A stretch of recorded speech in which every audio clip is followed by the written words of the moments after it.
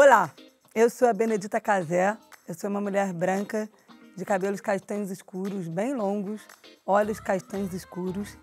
Eu tenho 1,67 m mais ou menos e eu estou vestindo um óculos de grau e um look todo reserva, lindo, uma calça jeans e uma blusa de botão bem longa, com uma amarração na frente e listras na vertical. E um tênis branco também da reserva. Obrigada, reserva.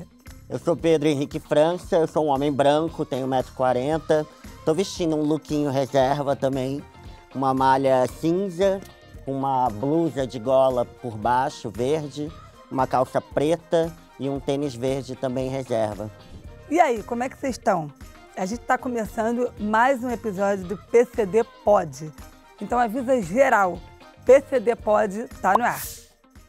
Tá no ar, estamos belérrimos. Eu não vou negar que eu tô super ansioso pro papo de hoje, porque além de convidadas muito incríveis, o papo de hoje é muito, muito, muito importante. Eu também estou muito ansiosa, porque a gente já vai começar trazendo duas convidadas maravilhosas que esbanjam beleza, leveza e carisma por onde passam. Eu estou falando isso não só para destacar as características dessas mulheres incríveis, mas também porque tem muito a ver com o assunto de hoje, que é a importância da representatividade de pessoas com deficiência para a autoestima. É isso, B, representatividade importa e muito, principalmente para a construção da nossa identidade como pessoa. Por isso que não tem como falar de representatividade sem falar de autoestima. Ela funciona como um espelho. Você vê uma pessoa como você ocupando certos espaços e constrói uma imagem positiva sobre você. Ou, o que mais acontece, geralmente, esses espaços não são negados e os nossos corpos vistos como anormais. Sem representatividade, não tem autoestima. E sem autoestima, você não se sente confiante em nada. No rolê, nas amizades, nas relações afetivas, no mercado de trabalho, na escola, na faculdade, enfim, em qualquer situação. Pois é, Pedro, se já é difícil falar de autoestima para pessoas sem deficiência, para nós, pessoas com deficiência, o buraco é bem mais embaixo. A pessoa sem deficiência, ela tem sempre a representatividade garantida, ainda que ela tenha baixa autoestima, né? Ela já se encontra adequada ao padrão de normalidade estabelecido pelas pessoas sem deficiência. E como os nossos corpos fogem ao padrão, o que precisamos para desenvolver a nossa autoestima é uma representatividade que não existe. Então, acho que para nós é uma questão de sobrevivência, eu diria. Exatamente. Então vamos chamar logo essas convidadas de hoje, que são a prova de que PCDs podem sim ocupar os lugares com seus corpos na internet, nas campanhas, no audiovisual, no jornalismo, atrás e na frente das câmeras. Eu vou começar apresentando a nossa primeira convidada, que é uma grande amiga e que me inspira muito, muito, muito, muito. Não é nesse lugar de superação, não, mas é que ela me inspira real. Ela tem 30 anos, é jornalista, palestrante, mãe do Davi de 2 anos e da Amora, recém-nascida, carioca, administra um canal do YouTube chamado Como Assim Cega, foi considerada pela revista Vogue uma das mulheres negras mais influentes do país. Por 4 anos, ela foi comentarista do programa Esquenta, da TV Globo. Trabalhou como repórter na Globo News e também como âncora do Atualiza, ali que foi considerada a primeira apresentadora cega do país.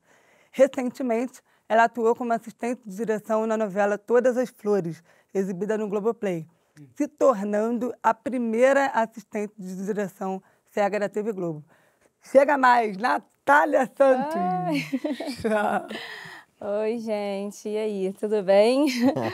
Eu sou uma mulher negra de pele clara, tenho cabelos crespos cacheados na altura do ombro, tô com um casaco branco, um cachecol preto e uma calça preta e um tênisinho branco também. Estou muito feliz de estar aqui no PCD Pod com vocês. Eu sou fã, é difícil.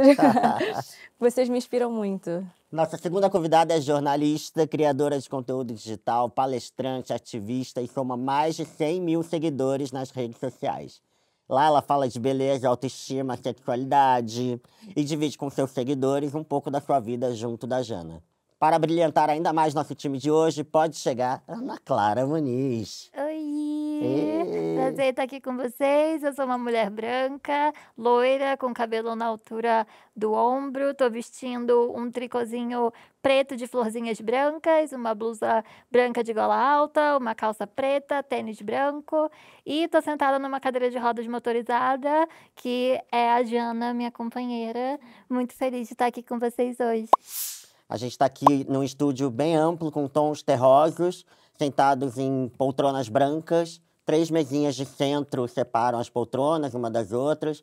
E ao fundo a gente tem um painel de papel pardo com formas quadradas e geométricas. E temos também algumas espadas de São Jorge no canto do cenário. E elas vieram combinando, né? Já chegaram real. Total. sem combinar, combinando. Gente, veio na paleta.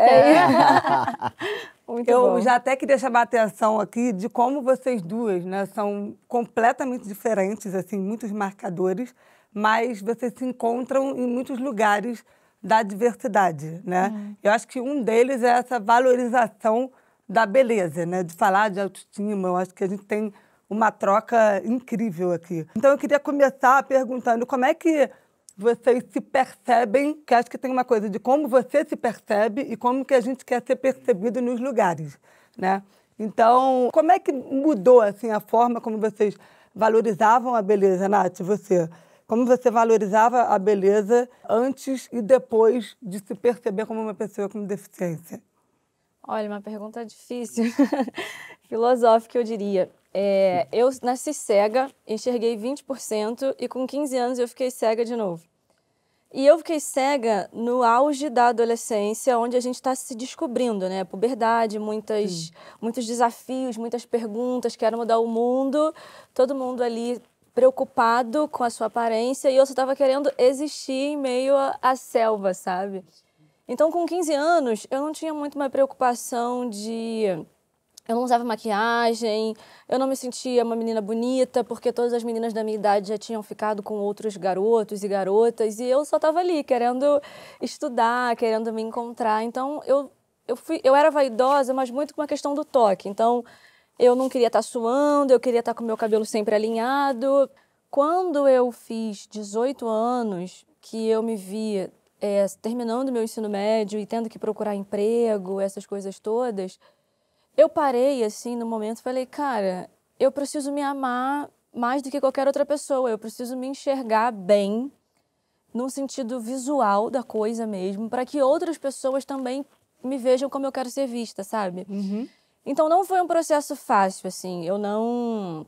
Embora pareça hoje com 30 anos, mas eu não vivi em lugar nenhum, literalmente. E eu sempre tive um espelho em casa, que é a minha mãe. Minha mãe é uma mulher muito vaidosa. Mas, ao mesmo tempo que eu me via nela, eu não me via nela, porque ela não tinha as questões que eu tenho. Então, foi muito difícil, sabe?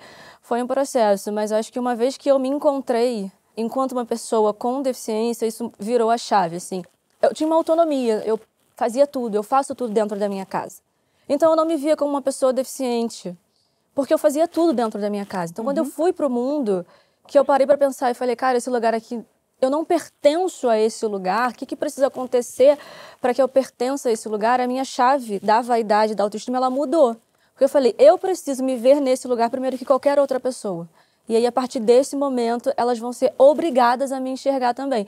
E eu falo uma frase que é muito emblemática, que é eu que sou cega e as pessoas que não me veem. Então, elas vão ser obrigadas a me ver sim, sabe? Maravilhoso. Eu me lembro você falando que quando você viu que ia ficar completamente cega, você falou para sua mãe que você queria, falou, não vou ficar apagadinha, não me bota de tomzinho claro, eu quero, tipo, causar, eu gosto de maquiagem e tal, não. Você teve essa preocupação ali naquela hora, assim, como é que foi esse momento que você falou para sua mãe isso? Assim? É porque tem padrões para tudo, né? Até para a deficiência. Então, as pessoas estão acostumadas com o deficiente visual usando 3 tons, né? Tipo cinza, marrom, branco, enfim, cores apáticas e que não dão protagonismo daquela vida. A pessoa com deficiência visual, ela parece que precisa não existir. E eu tinha essa imagem muito marcante na minha cabeça, assim. Eu falei pra minha mãe, eu não quero ser uma cega apática, eu não sou assim. Eu sou protagonista da minha história, eu quero usar cores, flores, sabores, enfim. Tudo que eu tenho direito, e não é porque eu não enxergo que eu não posso me ver dessa forma. Até porque eu falo uma coisa tudo que a gente vê, a gente aprende a ver. Então, não é porque eu não enxergo que eu não posso aprender. Não tem como você não me ensinar. Eu não vou ver como você, sabe, Bê? Mas eu vou entender o que é o azul, se você me explicar o que é o azul. Claro. É uma virada, assim, sabe? Que as pessoas não param para pensar nisso. E, Ana, você, como foi esse processo de autoestima, assim? Como é que você construiu isso, assim? Porque essa história é bem diferente também da Nath. Sim, eu cresci com uma deficiência, né? Eu tenho uma doença genética, então eu nasci com ela. E sempre foi muito natural para mim. Eu sempre me vi como uma pessoa com deficiência, porque foi assim que eu me descobri enquanto Claro. pessoa, né? Mas sempre fui muito tímida. E eu tinha muito medo de me impor e de chamar atenção nos lugares. Eu falava na minha adolescência, pré-adolescência, que é a pior fase da vida, né? Que a Sim, gente, total. né, em questão de autoestima, de se ver como uma pessoa bonita, para todo mundo, eu diria, Pra pessoa todo com mundo. deficiência ou sem tem, deficiência. Eu falava muito que eu não queria chamar mais atenção do que eu já chamava. Porque eu chegava nos lugares e todo mundo olhava para mim, porque a minha cadeira de rodas é Claro. grande, porque eu preciso de ajuda para fazer as coisas, para comer eu preciso que alguém corte para mim, eu preciso de ajuda para muitas coisas. E nunca sou só eu sozinha. Eu já chamo atenção por mim mesma. E eu não queria chamar mais atenção. Então eu passei boa parte da minha vida, apesar de eu ter 23 anos só, eu passei boa parte da minha vida tentando me esconder e tentando passar despercebida pelos lugares. Eu acho que isso é uma coisa muito natural, né? Para qualquer pessoa com deficiência, de querer ficar o menos ali possível e tal. Eu comentei algumas vezes aqui também de coisas que a minha mãe ficava causando, que queria fazer, que não sei o quê. E eu, tipo, não, peraí, só deixa eu quer ficar passar aqui no meu caso. despercebida. E acho que, claro, no seu caso tem uma coisa visual da cadeira, de tal, de ocupar um espaço que para os outros ali é, tipo, né, assim... Mas isso foi mudando depois, ao longo da minha vida, que eu fui entendendo, percebendo, e eu acho que muito isso de eu me sentir representada nos lugares, principalmente quando eu comecei a usar as redes sociais e conhecer outras pessoas com deficiência, porque eu não cresci com pessoas com deficiência. Eu era a única pessoa com deficiência da minha escola, do curso de inglês, da rua, do bairro, eu não tinha contato com essas pessoas. Então, eu meio que tentava me encaixar num lugar de pessoas sem deficiência. É diferente, porque eu tenho uma cadeira de rodas. Eu comecei a entender isso de uma outra forma e ter esse contato com outras pessoas com deficiência me empoderou de formas que eu parei para pensar que eu nem sou tímida, sabe? Eu só tava com medo de chamar atenção, só tava com medo de me impor, de ocupar um espaço. Nossa, eu me identifico tanto. Acho que todos nós aqui, né, Pedro? E você também Totalmente. muito desse lugar. Acho que a gente Totalmente. sempre troca, eu e o Pedro, de como a gente só conviveu com pessoas sem deficiência. E isso que você falou é muito curioso, porque a gente também teve uma certa coisa de até evitar um pouco, como você falou, de tipo parecer completamente. que não faz parte daquele grupo, né, Pedro? Não, total. Tem até um amigo que fala da questão da sexualidade, né? Que já sabia que era gay na sexta série e tal. E que naquela época, né, anos 90, enfim, tinha até um menino da classe que era claramente gay, que ele até fugia dele, porque se ele andasse com aquele menino, já iam associar ele. E isso aconteceu também comigo com relação à minha deficiência, que eu lembro que até uma vez eu estava num show aqui em São Paulo, e aí veio uma mulher com nanismo vir falar comigo, assim, e eu, tipo, fugi. Acho que a questão da não convivência com outras pessoas com deficiência, e até quando, né, algumas mães vêm me perguntar, eu tenho uma amiga que tem um filho com deficiência, e eu falo, bota o seu filho para entender de onde ele vem, com quem ele tem que andar, porque isso vai fazer falta lá na frente, né? Isso é muito recente. Só muito recentemente eu fui ter uma relação afetiva / sexual com uma pessoa com deficiência. Foi uma coisa, assim, abre-se um outro lugar que você fala, caramba, tipo, esses corpos, eles podem se encontrar, eles podem se relacionar. Não que a gente não possa se relacionar com os corpos sem deficiência, mas é importante esse canal de comunicação, né? Me fez muita falta e hoje eu vejo muito isso. Essa ausência dessa troca, principalmente nesse momento adolescente, né? Que você justamente não se vê. E aí você fala, bom, eu sou o único, deixa eu entender como é que eu vou me virar aqui. E a primeira forma disso é fingir que você faz parte do mundo padronizado sem deficiência. É como se a gente tivesse que esconder a nossa deficiência no armário, né? Exatamente. E a minha deficiência, que é uma deficiência não aparente... Eu ia falar isso agora. Nossa, são outros complicadores, assim. Porque, primeiro, as pessoas me achavam muito metida porque eu não correspondia no olhar ou ficavam com a mão esticada e eu não correspondia. E aí, quando elas percebiam... como elas sempre falam pra mim assim, nossa, mas você nem parece deficiente. Como se isso fosse um elogio. Eu fico com tanta raiva quando as pessoas falam isso. Clássico. Porque eu sou uma pessoa com deficiência com muito orgulho. E eu não sei se eu queria ser uma pessoa sem deficiência. Porque, de fato, eu acho que o problema não é meu. O problema não tá comigo. Sim. Sabe? Eu acho que é a sociedade que não tá preparada para receber os nossos corpos não normativos. Total, acho até que você falando, Nath, a gente tem uma certa passabilidade, né? Nesse caso, diferente do Pedro e da Ana Clara, porque é isso, assim, a nossa deficiência não é tão aparente, né? Você por ter olho vivo, e eu, até o momento de alguém ver que eu uso o aparelho e tal, e eu tô ali só na leitura labial, Só que chega um ponto que não tem pra onde correr, sabe? E a gente fica... É isso, eu passei a vida toda nessa que o Pedro falou, assim, de meio... tentando me virar e chega um ponto ali que não tem como fazer. Essa coisa do armário da deficiência é uma loucura, porque de fato existe. eu só saí do armário pela segunda vez, quando, inclusive, por conta de uma campanha da Vogue. A gente tem uma vivência muito parecida nesse sentido, assim, de fugir disso tudo. E agora você falando se foi revista Vogue, isso? Foi. A Nath, você teve na revista Vogue com a...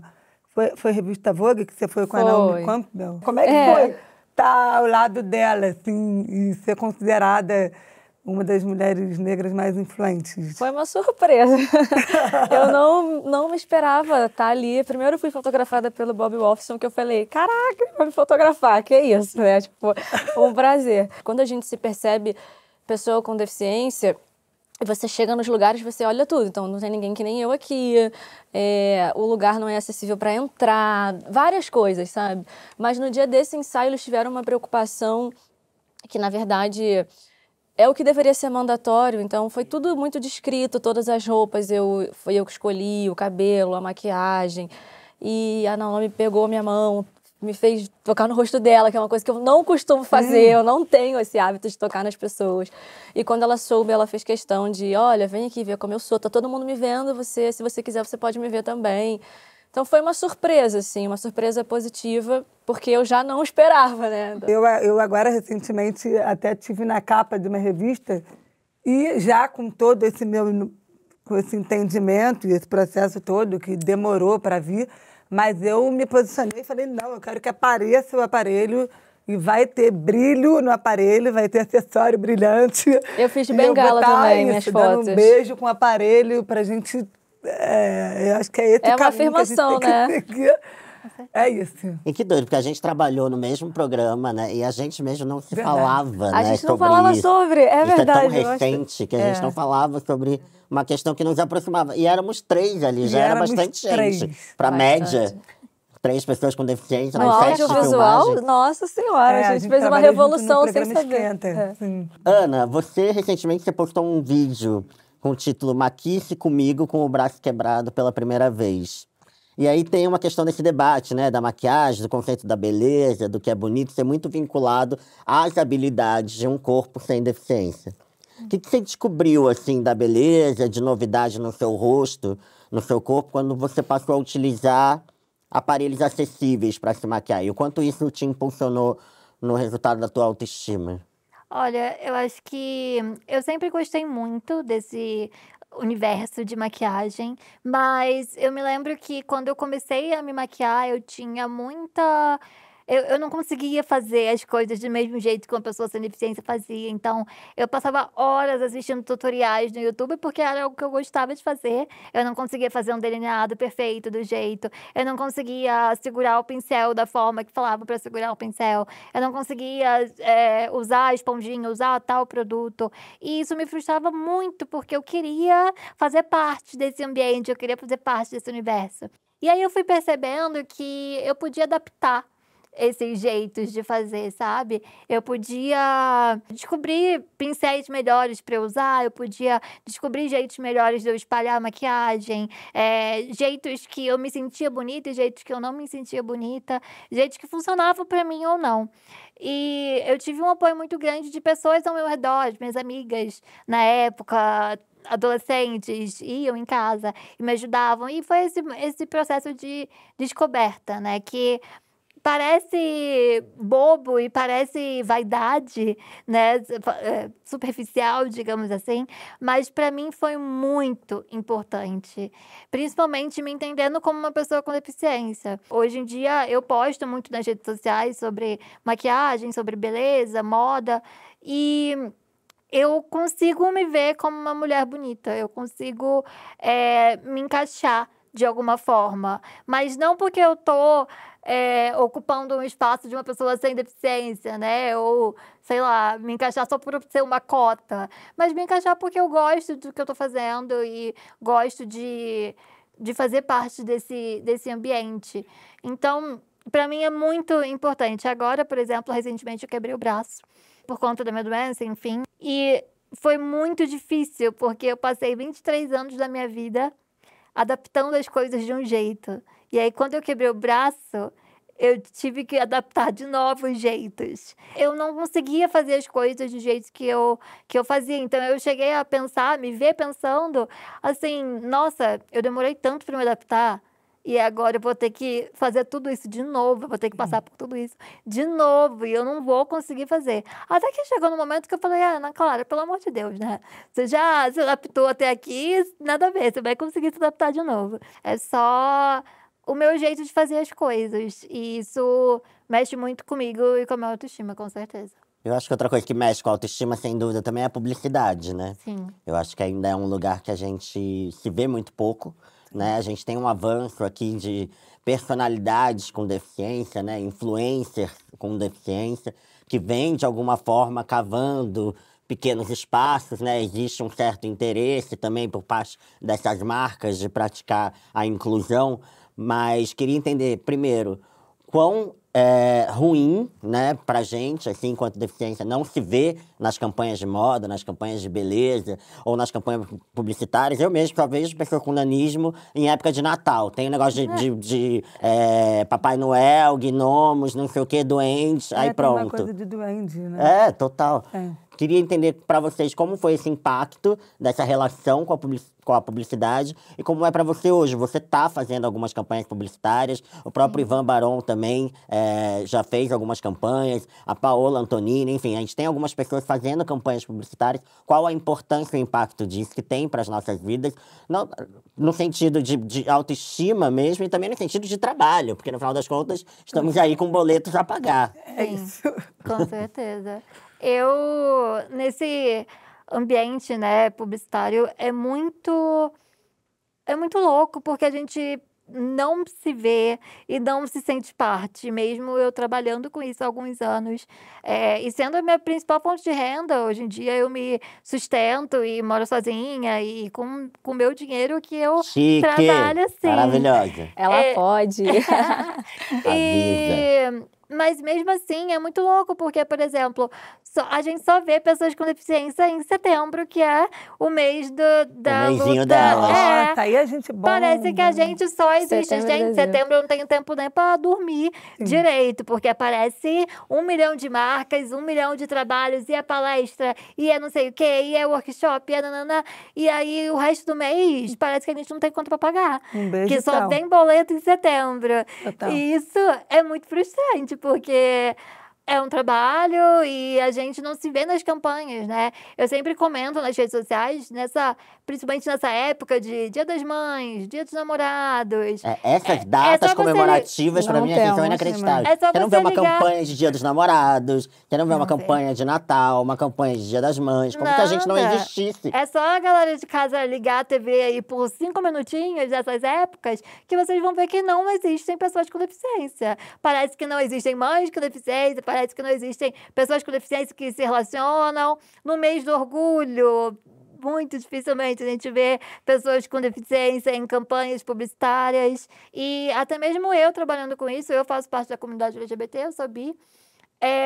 E é muito difícil eu ser chamada para alguma campanha publicitária, mesmo eu fazendo parte, mesmo meu conteúdo sendo sobre isso também. Sobre eu falando sobre isso na internet, sabe? Nesse mês, ninguém liga. Eu sou esquecida no rolê, sabe? Então parece que a gente não tem acesso a esse tipo de espaço, esse tipo de local na sociedade. Isso empodera a gente de muitas formas, quando a gente vê pessoas com deficiência fazendo parte, quando a gente vê...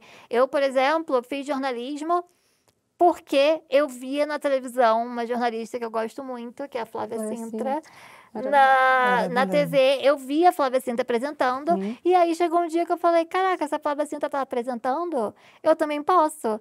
E no meu primeiro dia de aula, eu mandei uma mensagem para ela e falei, Flávia, você não me conhece e tudo mais, mandei e agradeci a ela foi uma fofa, me respondeu e tudo mais. Mas, enfim, só para a gente ter noção do quanto isso muda vidas, porque talvez se eu não tivesse visto a Flávia na TV, eu não teria entendido que eu poderia ocupar esse espaço, que eu poderia estar nesse lugar e estar hoje trabalhando com isso. Eu tenho certeza que ela tá assistindo a gente, ela estaria com a gente aqui nessa temporada, mas ela tá numa viagem internacional a trabalho pela Globo, mas fica um beijo aqui pra Flávia, na próxima temporada você vem, viu, gata? Nath, fala você também sobre esse lugar da publicidade. Eu tava escutando a Ana falar e mexendo com a cabeça, assim, porque tudo que ela fala é tão... é tão preciso, é tão é tão... Mas eu acho que, assim, voltando só um pouco, até pra gente que tem alguma deficiência, né? As pessoas colocam caixas na gente. Então, não tem a questão da interseccionalidade. Sim. Eu sou mãe, eu sou uma mulher negra, favelada. E quando a gente vai colocando, assim, tudo aquilo que compõe a Natália enquanto pessoa, isso vai afastando a gente mais ainda dos padrões, né? Então, por exemplo, em questão de campanha, eu não me vejo em Dia dos Namorados, Dia das Mães, no mês que a gente fala de questões raciais. Eu não apareço. A gente não aparece. Quando ela fala em setembro, eu acho que é a diferença de oportunidade e oportunismo, né? Porque tem muito isso, assim, embora a gente precise pagar as nossas contas, os nossos boletos, a sensação que eu tenho é que a marca chama a gente para cumprir uma cota ou para fazer um favor.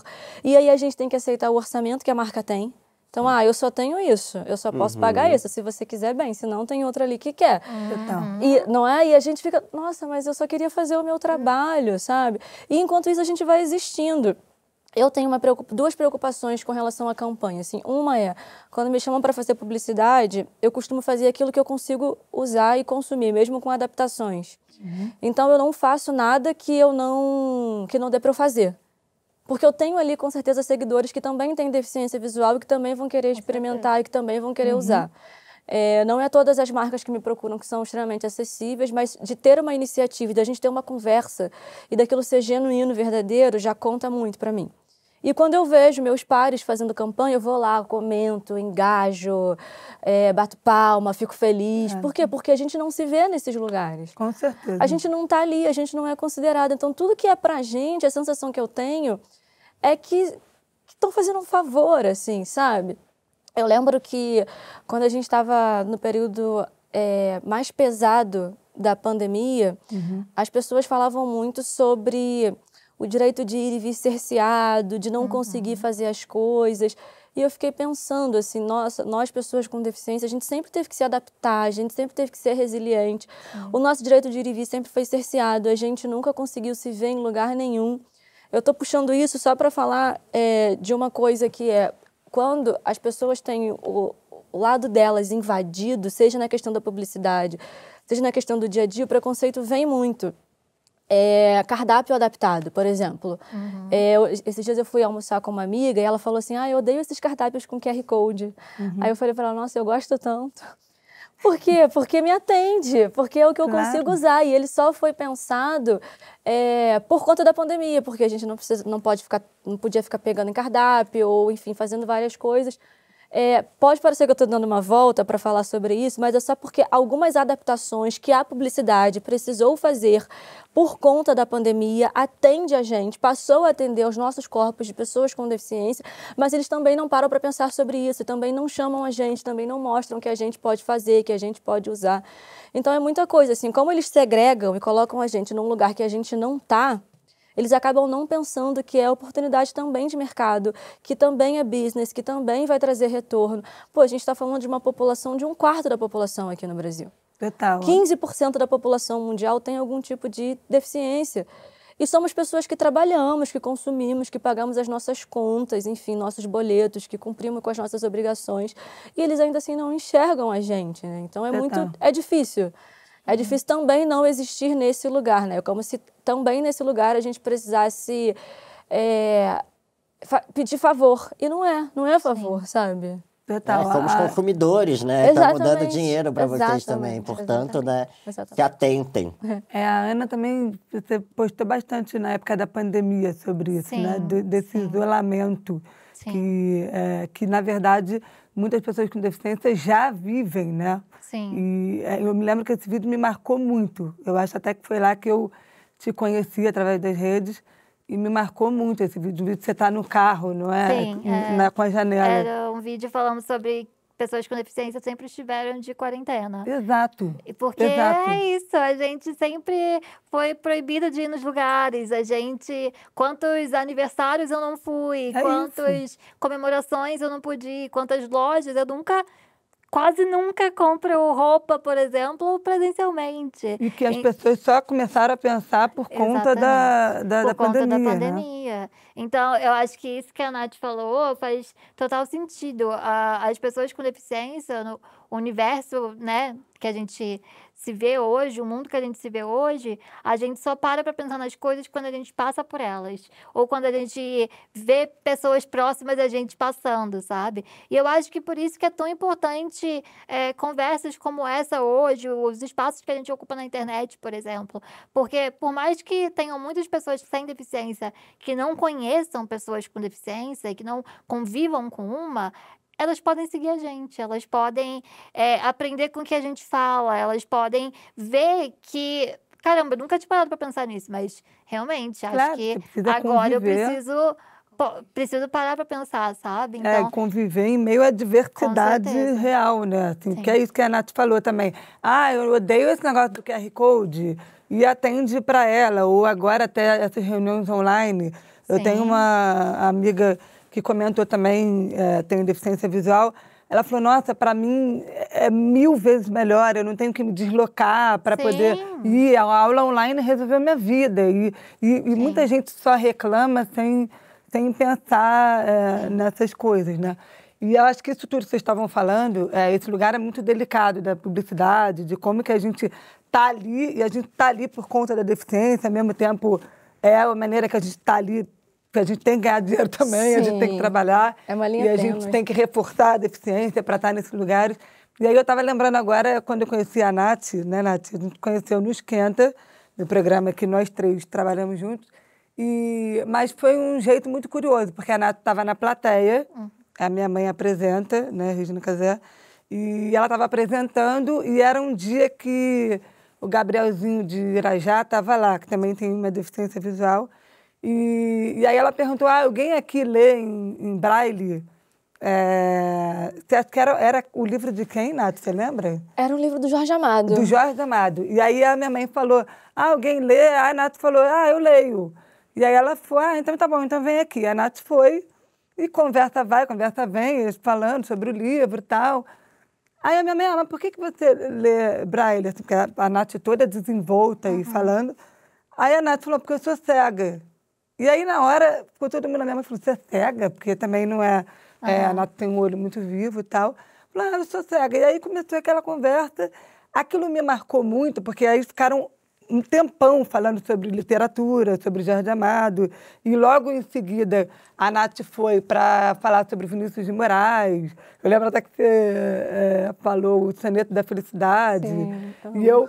E tudo sobre assuntos sobre arte e tal. Aquilo me marcou muito, porque ela não estava ali por conta da deficiência, por mais que tenha sido um assunto do Braille ali, mas não era por conta disso. E eu fiquei, assim, esse momento é muito marcante para mim, porque depois as participações da Nath lá foram todas para falar de coisas que não eram a deficiência.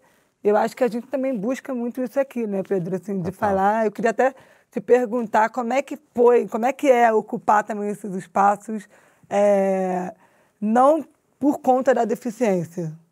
Eu adoro, porque eu sou vista como pessoa, né? Quando a gente quando a gente fala que é uma pessoa com deficiência, no meu caso, que tem uma deficiência não aparente, parece que tudo que eu sou enquanto mãe, enquanto mulher, enquanto indivíduo é anulado. A deficiência sempre toma o protagonismo da minha história. E eu não passo 24 horas numa metalinguística falando sobre a deficiência. Muito pelo contrário, às vezes eu esqueço que tenho uma deficiência, porque eu tento viver a minha vida de uma forma tão tranquila, comum. Eu acho que a minha luta diária é para ser uma pessoa comum, assim. Eu tenho feito alguns vídeos para falar sobre maternidade, porque eu amo ser mãe, enfim, as dores e as delícias de ser mãe. E, de vez em quando, eu trago algumas questões de como é o meu maternar às cegas, mas eu adoro quando eu sou convidada para falar dos meus filhos, ou quando eu sou convidada para falar sobre beleza, que eu gosto, eu sou muito vaidosa. Enfim, tudo que eu sou enquanto ser humano, que eu sou torcedora do Flamengo, assídua, que eu prefiro churrasco mais do que comida japonesa, sabe? Porque acho que isso dá uma camada de humanidade pra gente que a gente não vê por aí, assim, a gente não vê mesmo. É como se eu só pudesse ser especialista em deficiência visual. E como se ser uma pessoa com deficiência visual me habilitasse para falar de todas as outras deficiências. E não, assim, sabe? Eu não sou especialista em deficiência num geral. É isso, não é uma metalinguística, sabe? Não, e a gente também é uma com a outra aqui, porque assim, muita gente fala assim, nossa, mas como que uma Como cega vocês amiga de falam? uma surda? Tipo assim, dá aquela confusão, né? Sim. Como é que... E aí? Porque E a aí, gente não é um tipo, bloco também, né? É isso, assim, tipo, volta e meia, eu falo um negócio, a Nath fala B, ei, volta, né? E aí eu falo um negócio, e aí, tipo, a gente vai aprendendo junto e, enfim, tá tudo Mas você certo. falou de uma coisa importante da interseccionalidade, né? E é interessante pensar também como o capacitismo opera, né, nos movimentos identitários. Você falou da questão LGBTQIA+, por exemplo, eu como homem gay, o capacitismo opera, assim, altíssima, né? Porque os homens gays são super padronizados, tem um culto ao corpo, ao homem padrão, enfim. E o capacitismo deve operar no movimento negro, deve operar no movimento feminista, deve operar, enfim, são lugares, né? E é interessante que a gente vá aprendendo para a gente conseguir dialogar e que esses grupos também nos incluam, né? Porque é isso que você falou, tipo, quando tem o mês de junho, cadê, né? Cadê você? Fico imaginando também no mês de novembro, também, cadê Natália? Ou no mês das mães, cadê Natália? Então, como é que vocês veem essa questão do capacitismo em outros grupos identitários que a gente faz parte? Olha, para mim é muito marcante isso, porque ao mesmo tempo que são coisas diferentes, né? São grupos diferentes, para mim faz tudo parte da mesma coisa só. Então, eu me identifico como uma mulher bissexual e com deficiência. E eu não consigo ser só uma mulher, ou só uma pessoa com deficiência, ou só bissexual.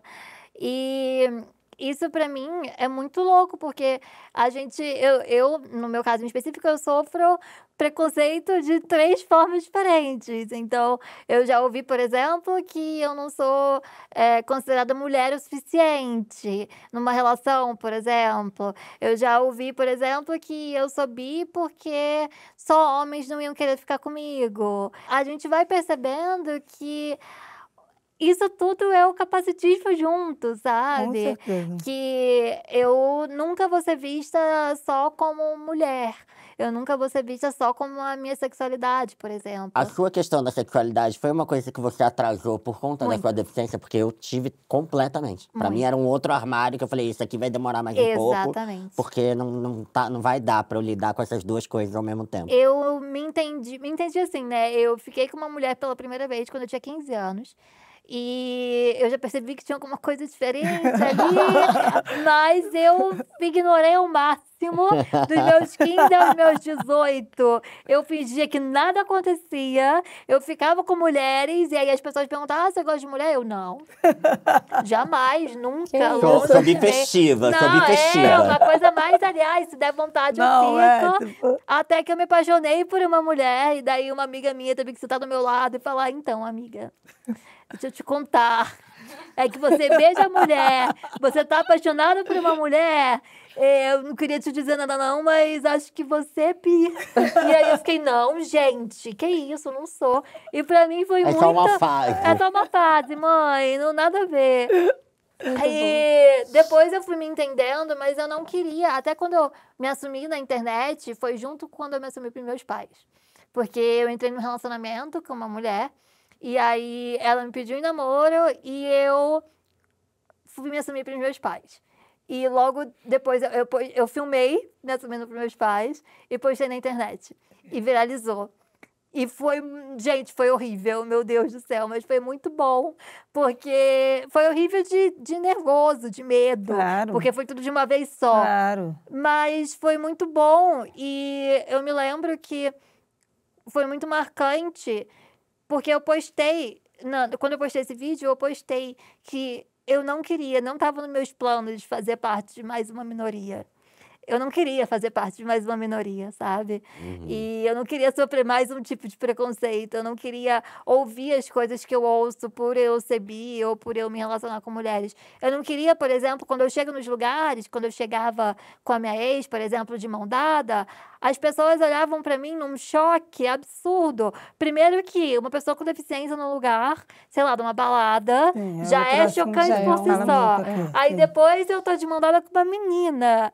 E aí é uma pessoa com deficiência namorando e namorando uma mulher. É, dá uma bugada, né? É isso, assim, a Exatamente. pessoa, oi, A gente era o centro das atenções, sabe? E isso me fazia muito mal, porque eu não queria. Eu só queria viver um amorzinho como eu tava vivendo, na minha, tranquila, discreta. Mas não é assim que funciona, né? Não é. E não tem muito o que fazer. Então, eu sinto que dentro dessas minorias e dos grupos minoritários que eu faço parte, o capacitismo, ele sempre vem em primeiro lugar. Só para complementar, eu acho que o que me dói muito também são os próprios movimentos não considerarem a gente.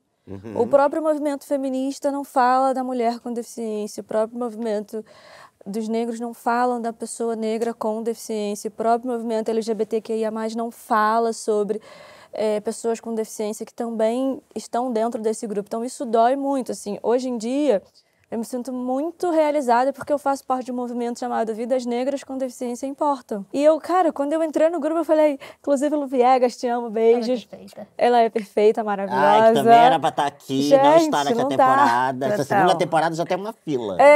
E a Lu é mãe também, a Lu também tem uma deficiência. Eu falo, cara, é tão bom me encontrar nesse lugar que eu não tô, sabe?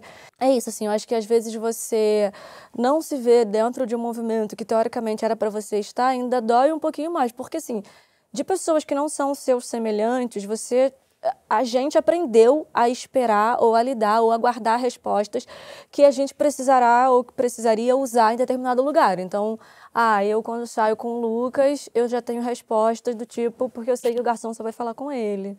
Ou que ele vai receber os parabéns. Eu tenho uma bagagem de respostas para cada situação que eu passo na minha vida, por ser uma pessoa, por ser uma mulher com deficiência. Agora, quando isso vem dos meus semelhantes, isso dói ainda mais. Porque também não me enxergam ali. E eu falo, cara, poxa, se você não me vê, como que a sociedade vai me colocar ali, sabe? Então, é difícil também estar nesse lugar, porque é um não lugar, né? A gente fala muito de pertencimento, de participação, de querer estar dentro da sociedade de alguma forma, de querer participar ativamente. Mas eu acho que quando a gente se dá conta que a gente vive num não lugar, isso é muito doloroso. Cara, a gente só quer viver a nossa vida. É o comum, a gente só quer ser comum. E isso parece tão... É tão irreal falar isso, que eu queria ter uma vida comum. Nath, você recentemente fez pesquisa para um filme do Daniel Gonçalves, que é outro realizador PCD maravilhoso. Incrível. De um próximo filme dele, que a gente até já viu um teaser, chama até me confundi. Se chama acessibilidade, ou seja, a vida sexual das pessoas com deficiência. Eu queria retomar, a partir desse gancho aqui, para a gente falar sobre a questão do desejo e dos afetos. Quando é que vocês entenderam que o corpo de vocês era desejável e desejante? Olha, eu demorei para entender. Porque eu acho que também a sexualidade e a sensualidade é algo aprendido, né? É algo que você vê, você copia, você faz. E eu não tinha muito isso, assim. O meu corpo foi um corpo não desejado durante muito tempo. Eu não entendia se é porque eu era magra demais ou se é porque eu realmente sou uma pessoa cega. O que eu sei é que quando os carinhas descobriam que eu tenho uma deficiência, eles simplesmente iam embora. E eu falava, meu Deus, o que tem de errado comigo, sabe? Então foi algo que demorou para chegar. Eu acho que mais do que a minha própria autoestima, a minha vida sexual foi algo que demorou muito. Mas hoje, depois de ter feito pesquisa e entrevista para esse filme do Dani, eu me sinto muito privilegiada, assim. Porque eu tenho 30 anos, eu sou casada há 2 anos, eu estou namorando com meu marido há 4 e tenho 2 filhos. E não é uma realidade dos nossos corpos. Não é uma realidade da nossa galera. Eu entrevistei pessoas com 50, 60 anos que nunca tinham transado na vida e que esse assunto era um tabu e que as pessoas só falavam, eu só quero transar mesmo, eu só quero ser vista como um corpo desejado, eu quero ter direito ao afeto, eu quero me sentir importante também nesse lugar. Porque tem algumas imagens de controle que a sociedade faz do corpo com deficiência, que é ou nós somos super-heróis, ou nós somos pobres coitados, ou nós somos anjos imaculados. E anjos não transam, anjos não namoram, anjos não são desejáveis. E a gente não está em nenhum desses lugares. Por favor, tirem a gente desse lugar. Sabe? A gente é humano também, a gente é feito de carne e osso. Às vezes eu fico um pouco indignada, vocês podem ter percebido até que eu me alterei um pouco nisso, porque assim, não existir também nesse lugar é uma agressão, assim. E eu acho que é a prova máxima de que as pessoas não se relacionam com a gente, porque se você não é cogitado para ficar com uma pessoa, se você não é cogitado para ser marido, ser mulher, para fazer sexo apenas, a gente não é humano, né? Tipo, eu fiz um texto, eu escrevia para uma coluna e eu fiz um texto falando sobre isso, sobre o direito ao afeto que nós, pessoas com deficiência, também temos. E sobre, eu também posso ser traída. Você quer ser traída? Não, mas eu posso. Porque se uma pessoa me trai, ela vai ser escorraçada na rua. Olha o que você fez com aquela pessoa cega, por que você fez isso? Quando eu engravidei, perguntaram para mim, quem fez isso com você? Aí eu falei, eu sou o quê, gente? Tipo... Foi a cegonha. A cegonha. E é isso, assim, é surreal. Eu escutei cada história no Acessibilidade que eu, particularmente hoje, pela minha vida sexual, sentimental, eu me sinto uma mulher privilegiada nesse lugar, sabe? Mas ainda assim, o meu marido recebe parabéns na rua. E ele pergunta parabéns por quê, se não é meu aniversário, assim. Porque tem essa coisa, nossa, mas ele é um amor. Como ele é legal. Como ele é legal. Como ele é legal, gente. Quem é esse namorado novo da Nath que topou essa aventura, né? Porque é isso, parece que é um negócio... Que bonzinho que ele é. É, um amorzinho fofo. E ele é pai de verdade, assim, pai em tempo integral. Eu falo que eu não fiz filho com dedo, então ele é pai porque ele é pai, tem que cuidar junto comigo. E aí as pessoas falam, nossa, mas o seu marido deve fazer tudo, né? Eu falo, ele faz tudo que ele precisa fazer. Isso. Não a minha parte, ele faz a parte dele. A minha não.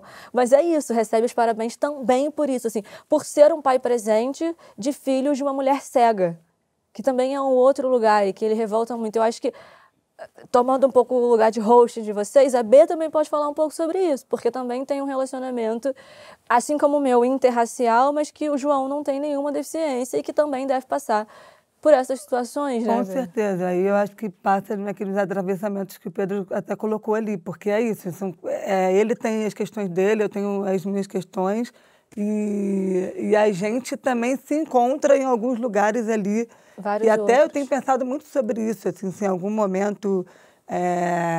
minha mãe outro dia estava conversando comigo e surgiu esse assunto no podcast do Mano Brown, de se em algum momento a gente se encontrou por conta desses atravessamentos. Assim, ele enquanto preto e eu enquanto pessoa com deficiência, sabe? Porque tem uma coisa, um pouco da solidão, Sim. do preconceito fortíssimo, cada um com a sua questão, mas que talvez até no inconsciente a gente não tenha percebido quando a gente se aproximou, assim. Mas acho que teve muitas coisas que acabam também nos unindo nesse lugar, né, da diversidade e que, com certeza, é mais complexo, assim, por ser um relacionamento interracial. Eu acho que eu concordo muito com tudo isso que a Nath falou e com o que a gente está comentando aqui.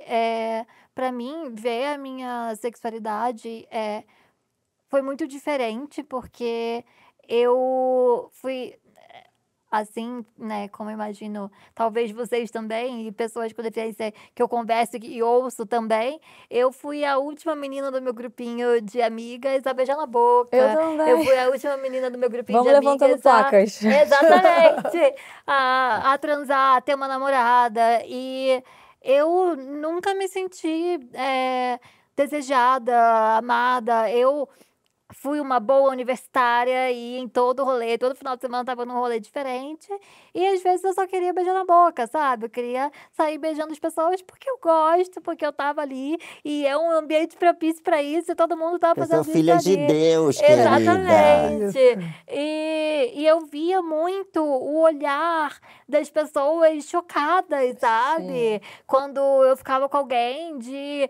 Meu Deus, a menina lá, e cochichando, e batendo no outro, falando, a menina lá, cadeirante, beijando, sabe? E aí, quando as pessoas chegavam e davam parabéns para essas pessoas que estavam comigo, por ter ficado comigo. Nesse mesmo Ou lugar já aconteceu, por exemplo, eu tava beijando uma menina, e aí depois chegou 2 caras e falaram, nossa, que beijão, hein? E, tipo, como se eu não pudesse beijar na boca, sabe? E isso é muito agressivo, de muitas formas. Eu também dizia, agora comentei que eu era sempre legal, eu era gente boa.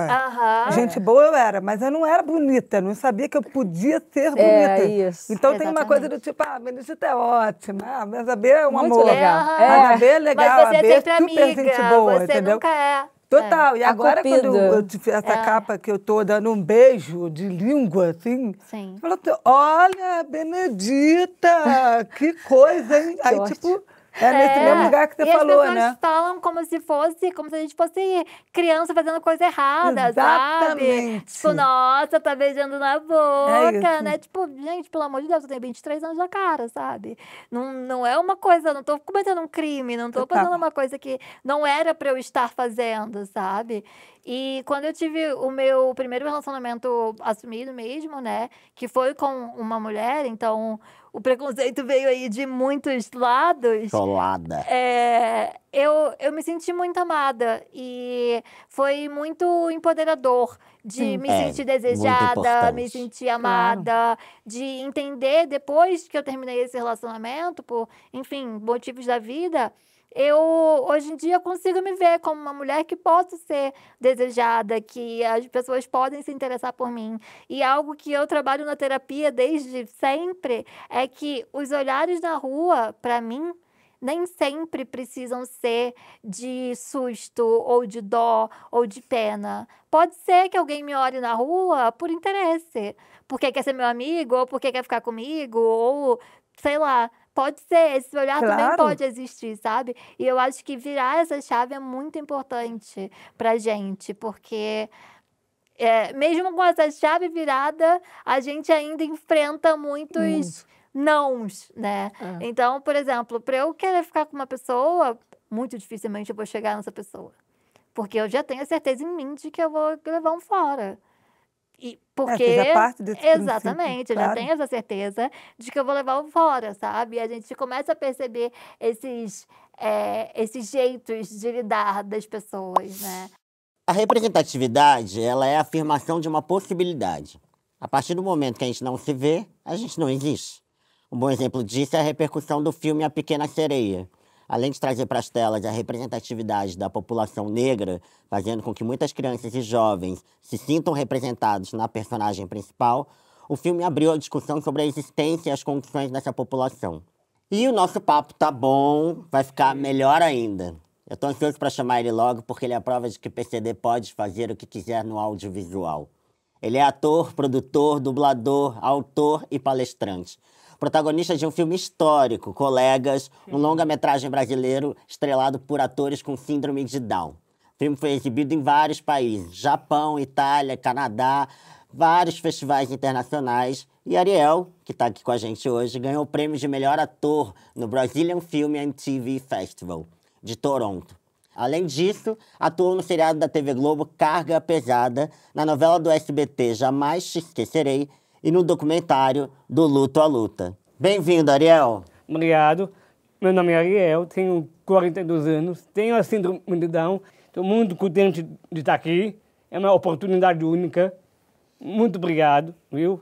Quero agradecer a você. Muito obrigado, Pedro. Obrigado a você, Ariel. Eu fico muito feliz em dividir o estúdio com essas duas lindas aqui. Obrigada. A gente está muito feliz também. E eu queria começar já falando sobre Colegas. Beleza, né? tá bom. Que é um filme do ano de 2000, né? E uma das principais críticas do filme foi justamente como a forma com que o diretor Marcelo Galvão ele naturaliza os personagens, Sim, né? verdade. E não santifica, né? Sim. Não tem aquela coisa assim. Sim. É a história de 3 amigos que têm síndrome de Down. Salone, Aninha e o Márcio, é isso? Isso. E aí, isso é muito importante, isso foi muito marcante para todos nós, principalmente pessoas com deficiência, para lembrar que nós somos pessoas antes das nossas deficiências, né? E eu queria saber como é que foi para você estar num filme como esse, que foi tão importante justamente para reforçar isso, assim. Como foi fazer? Como foi? Olha, primeiro foi uma experiência incrível. Eu adorei fazer o filme, né? Porque para fazer um filme, primeiro tem que saber atuar. E fico muito feliz na repercussão do filme, que foi um grande sucesso na história do cinema mundial. Fico muito feliz também que eu consegui o que quero com muito esforço, né? E é isso. E o convite que o Marcelo fez, ele foi na minha casa, me fez o convite e eu aceitei, entendeu? Sim. Mas eu conheci ele mesmo na entrevista que eu dei para a Mara Gabrilli. Ah, Não sim. sei se você conhece. Conhecemos. E como foi fazer esse filme? Qual a importância de fazer esse filme Olha, para você, a Ariel? importância do Colegas é mostrar para o mundo que os Downs podem, sim, entrar no rumo audiovisual. Como esse filme mudou sua vida, Ariel? Olha, o filme mudou por completo, porque o filme me ajudou a abrir portas para as pessoas com Down entrarem no mundo artístico. Não só no mundo artístico, mas também no rumo audiovisual. Ou seja, não só ser ator, mas ser também produtor. É verdade, é Você verdade. estava agora aqui mostrando o seu próximo projeto. Foi. Chama Nas Viradas dessa Vida. Ele é um longa-metragem. Ele narra a história de 2 irmãos gêmeos com a síndrome de Down. Eles se encontram na fase adulta. É parecido com Colegas, mas a história muda. Na parte de captação, é difícil. A gente sabe. Sim. E além de produtor, eu faço parte do marketing também. Não é fácil ir atrás, mas tem que persistir. Olha, que maravilha. Muito Muito bom. talento. Muitos talentos. É. Nath, você trabalhou como assistente de direção em Todas as Flores, né? Sim. Uma novela que tem uma questão aí polêmica, né? Que a gente vem debatendo aqui no nosso lugar enquanto pessoas com deficiência. Que, ao mesmo tempo, tinha uma personagem, uma protagonista sem deficiência, que era a Sophie Charlotte, interpretando uma pessoa com deficiência visual, que, apesar do aspecto negativo nesse lugar, né, do creep face, como a gente chama, ao mesmo tempo trouxe, né, tem um lado positivo de repensar essa estrutura, né, repensar não só esse elenco, mas repensar quem poderia estar ali atrás das câmeras. Queria entender como é que foi esse processo para você nesse sentido, assim, nessa dualidade dessas questões. Olha, foi uma linha tênue. Imagino, claro. É uma linha tênue entre o que eu concordo e o que eu preciso fazer.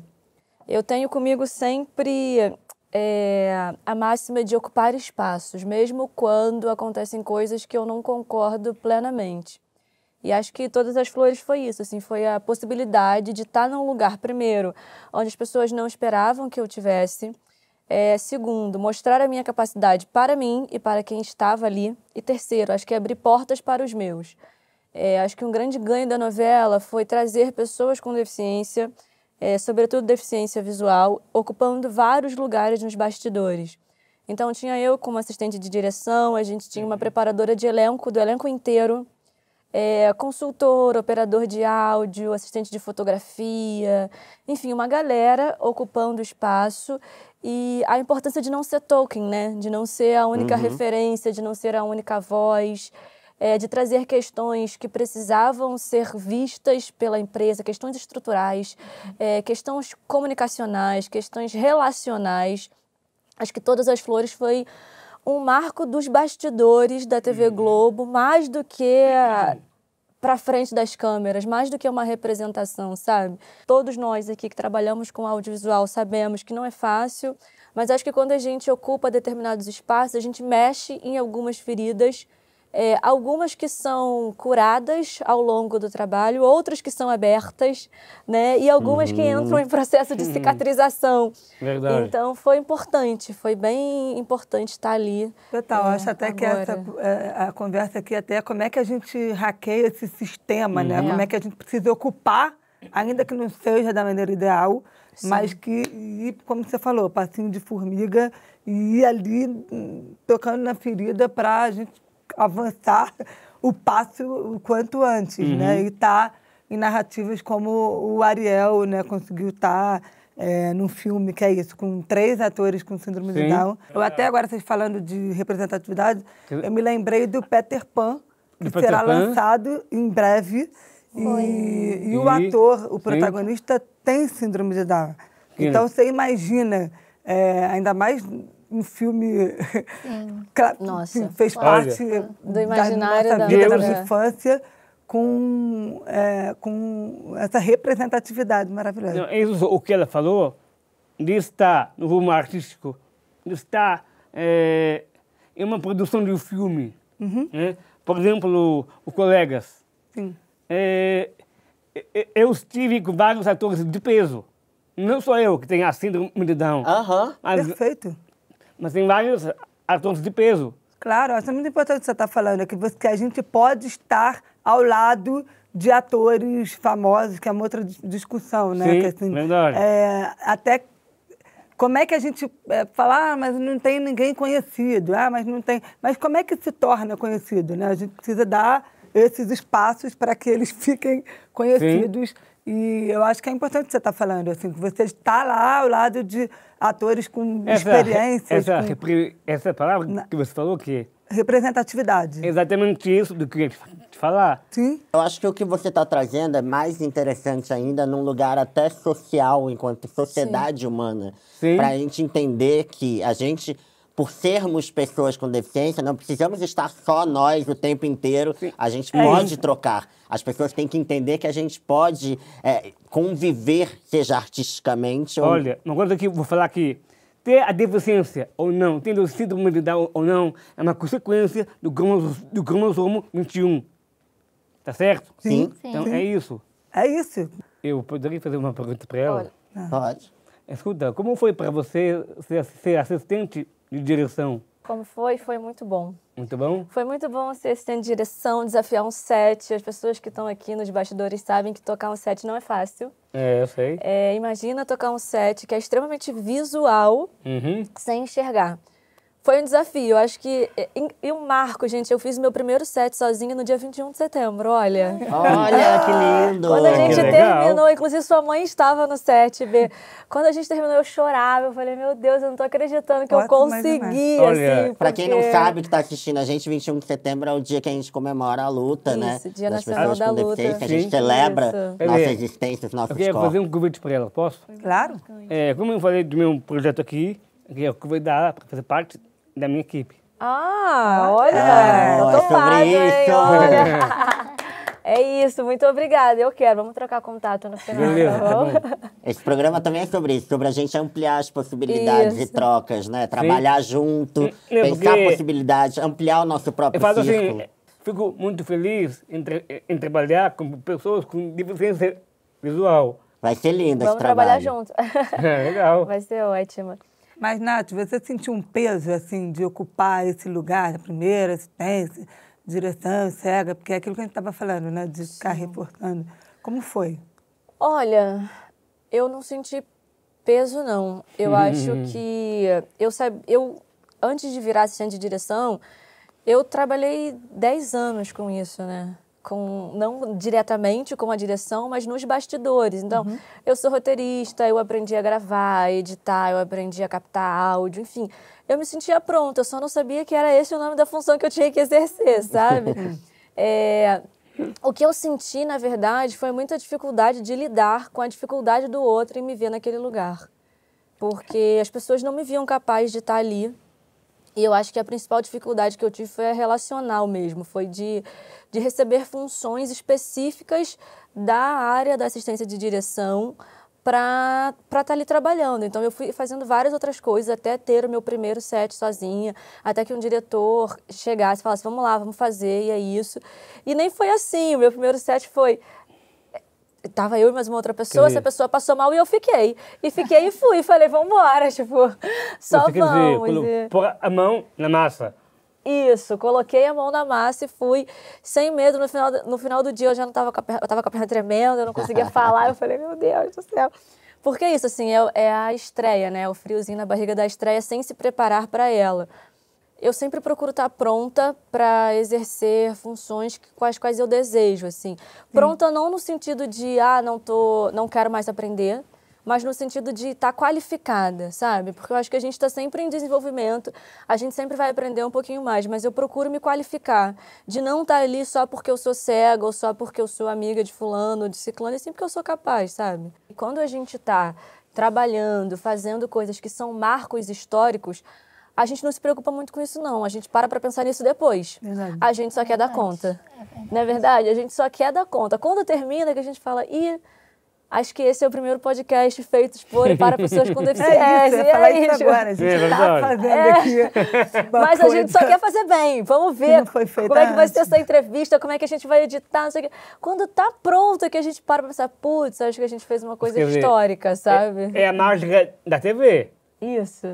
Como é que você se sente num set, Ariel? Qual que é a parte que você mais gosta? Olha, eu gosto mais de familiarizar com a câmera, com o boom. Você prefere estar na frente da câmera ou atrás? Os dois. Os dois. Os dois. Ele quer tudo. É multi, porque... multitalentoso. Na verdade, assim, eu já fiz parte uma vez de um curta que eu gravei. Eu fui fazer um curso de cinema, que a minha mãe me colocou, né? Na escola AIC, cinema perto da minha casa.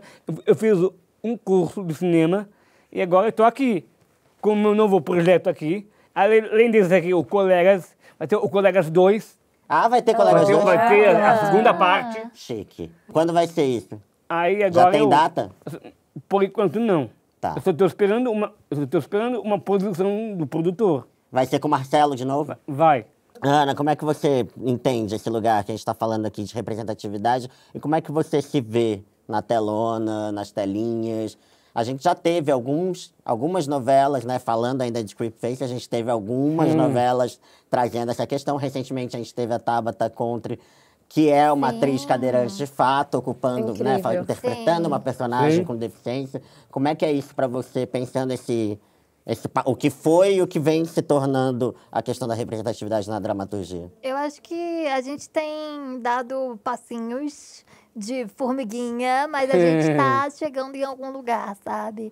Eu acho que, parando para pensar, quando eu era mais nova e assistia TV, a gente não tinha isso, eu não me via em lugar nenhum. E ver agora, por exemplo, a Tabata Contre, que é minha amiga e que eu conheço e pude ligar a TV e vê-la na TV representando, sendo uma personagem com deficiência, mas não só uma personagem com deficiência, né?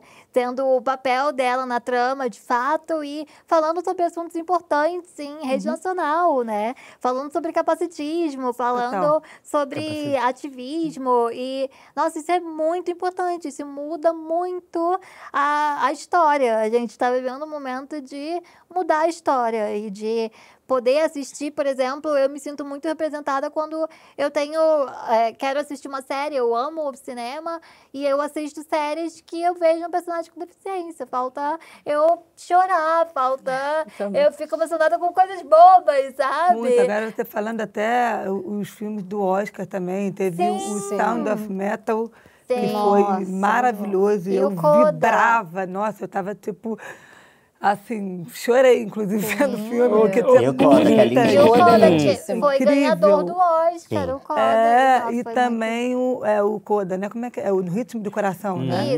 Isso. Que muito também, enfim, quando ganhou, é isso, assim, é sobre isso que a gente está falando. Eu fiquei, assim, E assistindo. parece que quando pessoas com deficiência ocupam esses espaços, elas levam a gente junto, né? muito. Eu posso não ser atriz, eu posso não estar na frente das câmeras como atriz, mas eu me sinto lá quando eu vejo quando eu vejo a Tabata Contra, por exemplo, lá, sabe? É sobre abrir portas e levar as pessoas com deficiência junto com a gente. A gente tem uma pessoa com nanismo, uma pessoa com deficiência auditiva, uma pessoa com deficiência física, uma pessoa com síndrome de Down, uma pessoa com deficiência visual. E todo mundo aqui está fazendo, de alguma forma, através da arte, do ativismo e da influência, algum tipo de representatividade. Mas, apesar da gente ter deficiências diferentes, estamos aqui trocando juntos, porque tem um lugar que nos encontramos, que é o da deficiência. E alguns atravessamentos são comuns a nós.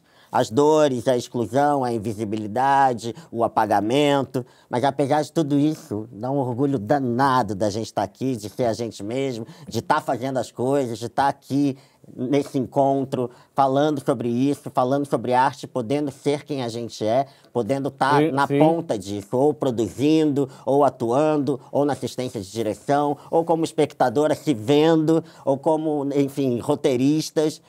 E isso é muito importante. Queria saber o que vocês acharam de estar aqui hoje em coletivo, falando sobre as nossas trocas, sobre as nossas experiências. E até pegando esse gancho, né, desse lugar de maternidade que você e a B se encontram, pensando no futuro, né, nessas próximas gerações, você enquanto mãe, né, como é que vocês imaginam o nosso futuro, enfim, as nossas possibilidades? Só complementando o Pedro, acho que é isso. Eu, enquanto mãe, assim, é um desafio muito grande para mim. Enquanto mãe com deficiência, né, da minha troca com o Braz ali, de todos os medos e inseguranças que eu tive, mas de educar ele também, né, para essa nova geração que seja anticapacitista e eu procuro conversar muito sobre isso e tal. E acho que a gente se encontra muito nesse lugar, né, Nath, assim, da maternidade. Eu queria que você falasse um pouco, assim, agora você com 2 filhos. Nossa. Como é que é e como é que você vê, assim, esse futuro também de colocar 2 crianças no mundo. Eu acho que uma vez você me falou uma coisa que me marcou muito, que ela querendo que eu tivesse mais filhos. Aí a gente se encontrou e aí eu falei, ai, será, Nath, mais um? Mas aí, né, aquela coisa. E eu tenho um filho de 5 anos, né? E aí ela falou, não, Bê, vamos, claro, claro. Eu falei, por quê? Ela falou, porque a gente tem que botar pessoas boas no mundo. Sim. Nossa, aquilo me marcou tanto, assim, no sentido... E eu nunca tinha pensado por esse viés, assim, do tipo, realmente... Mas é o meu maior tesão por ser pai. Educar uma um filho pessoa- massa. Uma pessoa massa pro mundo, que tem tanta gente escrota. É isso. Vamos tentar colaborar aqui para Não, juntar, mas pôr um mas ela fermento. falou totalmente nesse sentido, Falei assim, do nesse tipo, não, a sentido. gente precisa botar... E isso marcou muito, porque eu fiquei pensando, realmente, é uma oportunidade, né, que nós temos enquanto mães e pais e tudo, de poder educar e de construir, enfim, novas pessoas que... Novas com aquilo que a gente possibilidades de futuro. acredita. Eu falo desde que os meus filhos estavam na barriga para eles. A mamãe não enxerga. Isso sempre foi muito dito. E aí, quando o Davi nasceu, o Davi me ensinou a ser mãe, né? Muita coisa eu não conseguia fazer com ele e muita coisa eu fazia diferente. Eu lembro que quando ele começou a andar, eu andava dentro de casa com ele de mão dada. E eu falava para ele, mamãe, com a mamãe você brinca diferente, com a mamãe você vai brincar dessa forma. Eu tinha pavor do meu filho se machucar comigo. E aqui falar, caraca, como é que ele vai... Sabe assim, eu vou ser a culpada lá, ela não tem capacidade de criar um filho. Depois isso foi se dissolvendo e o Davi, tudo que ele faz, ele fala. Eu acho que o maior legado, e eu pensando em legado e em futuro, é o convívio com a diferença e a intencionalidade de fazer o meu filho conviver com essa diferença. Então, o Davi tem 3 anos, vai fazer 3 anos. Ele é uma criança que fala tudo que faz, inclusive as bagunças, as birras. Ele fala agora, mãe, eu tô muito chateado. Gente, eu quase morri de amores quando ele falou isso pra mim. Porque aí ele pega a minha mão e coloca no rosto dele, olha, mamãe, eu tô muito chateado. Ele já sabe que o cabelo da mamãe é crespo e que o dele é cacheado e que a mamãe é preta e que o papai é branco. É o convívio, assim. Eu acho que se a gente não tem intencionalidade e se a gente não coloca os nossos filhos para conviver com a diferença, entendendo que a diferença faz parte da diversidade do ser humano, as coisas não acontecem. Esses dias a gente estava na praça, lá perto da casa da minha mãe, em Maricá, e passou uma pessoa com cadeira de rodas motorizada. Ele falou, nossa, mãe, que legal aqui. Eu falei, filho, é uma cadeira de rodas, olha que legal ele. Mas ele não anda 3 anos. Eu falei, não, filho, ele anda com a cadeira. O que faz ele andar são as rodas da cadeira. Que legal, mamãe. Ele saiu correndo para falar com o moço. Eu falei, meu Deus. E isso dá um orgulho, sabe? Meu filho tá virando um gente boazinha, sabe? Um jeitinho sobre as coisas, né? Porque não senão tabu. A gente vira um tabu, né? Não não, olha, não vê, não sei o quê. Não, depois você vai saber. Não, depois você vai entender. Não é depois, é agora. A gente é isso, é assim que é. E eu vou trocando muito com o Braz nesse sentido. Eu morria de medo de várias coisas. Eu, no meu caso, que não escuto, né? Dele chorar, de eu não conseguir acordar, de nada. E a gente foi trocando, ele foi me ensinando e é isso, assim. É a intencionalidade de fazer as coisas e entender que cada um tem um jeito, assim. Eu falo sempre pro meu filho que eu sou muito vulnerável. E eu falo essa palavra para ele. Filha, mamãe é vulnerável, mamãe erra, mamãe chora, mamãe não sabe fazer as coisas. Ele vai entender que se ele não conseguir fazer algo, também tá tudo bem. Sim. Porque a gente não consegue fazer tudo a todo tempo, sabe? Então a gente precisa ter intencionalidade e criar sem tabu mesmo. Eu acho que esse é o que eu quero pro futuro dos meus filhos, assim. Maravilhoso. E é muito bom a gente pensar o futuro aqui, né? Com essa mesa onde nós nos encontramos nas diferenças, porque somos diferentes, né? Não somos um bloco único, temos nossas particularidades. Cada um é diferente do outro, é isso? Sim. Isso. Mas estamos aqui juntos porque podemos conviver, podemos trocar, podemos produzir, podemos fazer arte, podemos fazer tudo que a gente quer. Afinal, PCD pode e muito. Pode tudo. Ai, eu amei, gente. Eu queria ficar mais. Me chama na 2ª temporada, gente. Vamos, por favor. Muito assunto. Bom. Muito importante a gente estar aqui trocando, debatendo, falando sobre essas questões. Porque debate. É isso. Eu tenho muito a agradecer às nossas 2 convidadas e ao nosso convidado por tantas coisas que a gente aprendeu hoje sobre representatividade e autoestima. A gente pode ficar aqui até amanhã, porque é assunto que não acaba mais. E eles nos mostraram, com as suas reflexões e estratégias de vida, a importância da representatividade para o nosso convívio social e profissional na construção de uma sociedade que reconheça o valor da diversidade, o valor da diferença e do outro. Uma sociedade que dê o mesmo peso para a existência da pessoa com deficiência que dá para as pessoas sem deficiência. Porque o que a gente quer é falar de representatividade, que nada mais é do que ter garantido os nossos direitos e o reconhecimento de que somos pessoas que, como qualquer outra, trabalham, pensam, produzem, consomem e vivem, né? Então fica aqui a nossa provocação. Quantos artistas com deficiência você conhece e admira? Quantos filmes, peças de teatro e músicas você conhece que foram feitas por PCDs? Se ver em uma tela, em um filme, em uma campanha, é se ver enquanto possibilidade, se ver possível, se acreditar possível. A nossa autoestima, ela começa pelo reconhecimento do outro em nós e o que há de nós no outro.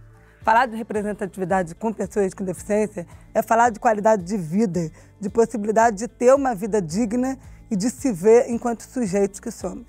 Um beijo e até o próximo PCD Pode. Tudo.